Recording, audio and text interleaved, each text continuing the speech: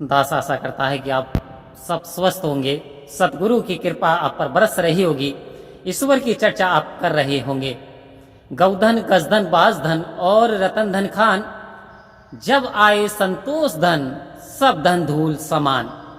संत महात्माओं संसार में कई प्रकार के धन बता दिए, लेकिन सबसे उत्तम, सबसे बड़ा जो धन है वो संतोष का है। जब संतोष, संतुष्टि, तुष्टि, यानी जब इंसान को आनंद आने लगे तो समझ लीजिए वो सबसे बड़ा धन है।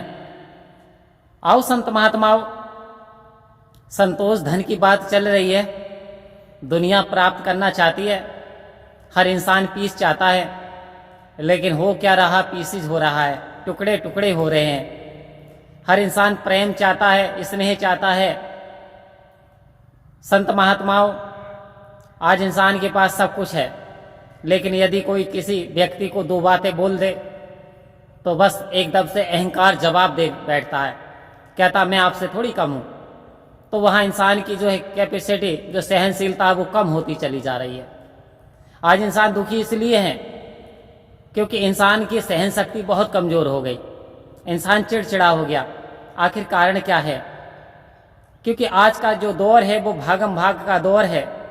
इस दौर में ना जाने देखते हैं तो वाहन रात दिन चल रहे हैं, इंसान रात दिन दौड़ रहा है। इस दौड़ में इंसान यानी प्रकृति से अपने आप को उसने अलग कर लिया, भजन नहीं कर पा रहा। संत महात्माओं, दुख सभी को होते हैं, ज्ञानी काटे ज्ञान से और मूर्ख काटे रुए। तो इस संसार में बता दिया कि सभी दुखी रहते हैं, दुख सभी को होते हैं, चाहे थोड़े थोड़े हो। यानी ऐसा नहीं है कि हवा चलती हो और किसी को ना लगे। तो आओ संत महात्माओं, आखिर हमें पीस मिलेगी कहाँ से, शांति मिलेगी कहाँ से, सुकून मिलेगा कहाँ से? कहते हैं ये परमात्मा अजर अमर अविनाशी है, ये अडोल है, ये स्थायी है, ये शांत है। जब हम इस शांत के साथ अपना नाता जोड़ लेते हैं, जब इस हम परमानंद के साथ अपना नाता जोड़ लेते हैं, तो संत महात्माओं, आजकल ऐसा नहीं है कि कोई भी व्यक्ति यदि कोयले की खान में गया हो और उसने कपड़े सफेद पहने और कोयला उस पर ना लगा हो, दिखाई ना दिया हो।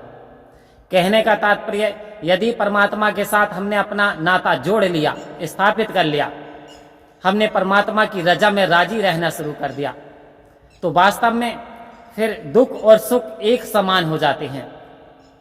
संत के लिए यानी दुख और सुख बराबर होते हैं। संत ज्यादा दुख में दुखी नहीं होता, सुख में ज्यादा सुखी नहीं होता।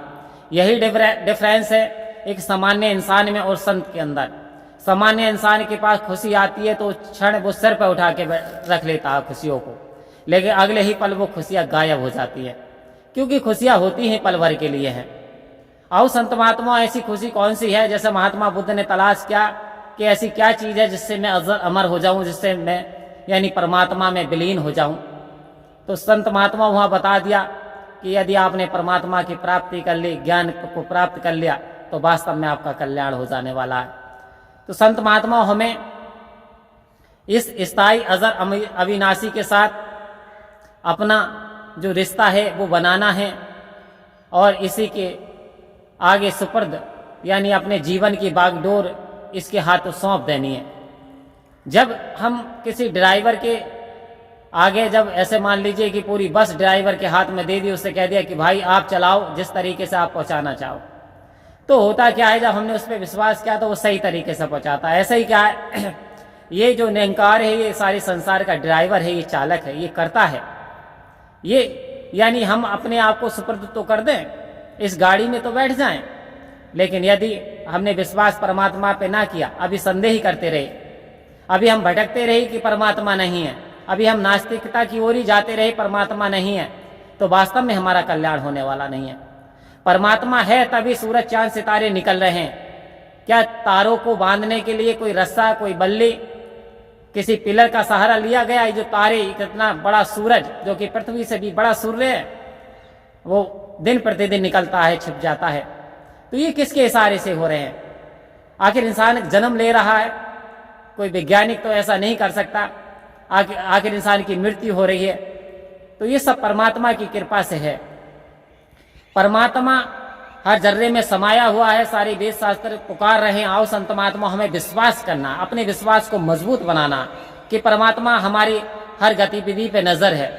हम अपने आप को इसके हवाले करते हुए इसका स्मरण करें, सेवा सत्संग स्मरण ज्यादा से ज्यादा करें तो वास्तव में जीवन में कल्याण हो जाएगा। परम प्यार से बोलेंगे सभी संत महात्मा, परम प्यार से रहिए और परम प्यार से कहिए धन्यवाद जी।